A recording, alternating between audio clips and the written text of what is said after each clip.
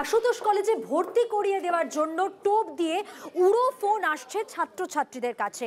আর এই অভিযোগ পেয়ে নড়ে চড়ে বসেছে কলেজ কর্তৃপক্ষ। অভিযোগ দায়ের করা হয়েছে থানায়। দেখুন, শহরের নামই সরকারি কলেজ, আর সেই কলেজে ছাত্রছাত্রীদের ভর্তি করিয়ে দেওয়ার নামে ঘুষ দাবি করে আসছে ফোন। চাঞ্চল্যকর এই অভিযোগ উঠল আশুতোষ কলেজকে ঘিরে। আশুতোষ কলেজে ইতিমধ্যে ভর্তি প্রক্রিয়া শুরু হয়েছে, আর এরই মধ্যে বেশ কিছু ছাত্রছাত্রীর কাছে আননোন নম্বরে ফোন যাচ্ছে।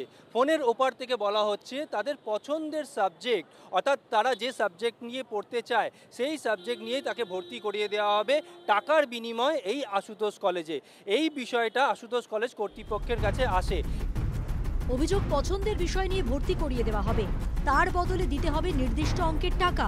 উড়ো ফোন আসছে পড়ুয়াদের কাছে।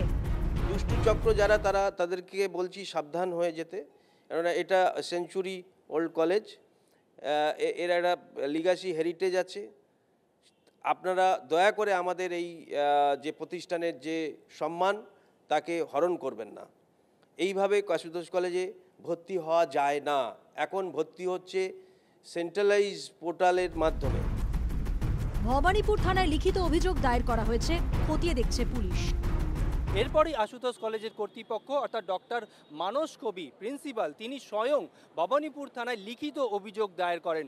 অভিযোগ পাওয়ার পরই ভবানীপুর থানার পুলিশ ঘটনার তদন্ত শুরু করেছে। প্রিন্সিপাল অবশ্য বলছেন প্রতি বছরই ভর্তি প্রক্রিয়ার সময় এরকম বেশ কিছু দুষ্টু চক্রকে দেখা যায় আশুতোষ কলেজের বাইরে তারা ঘোরাঘুরি করে। তবে কারা এই দুষ্টু চক্র, কারা ছাত্রছাত্রীদের ফোন করছে, কারা ছাত্রছাত্রীদের ফোন করে টাকার বিনিময়ে ভর্তির কথা বলছে, সেই বিষয়ে অবশ্য তদন্ত শুরু করেছে ভবানীপুর থানার পুলিশ।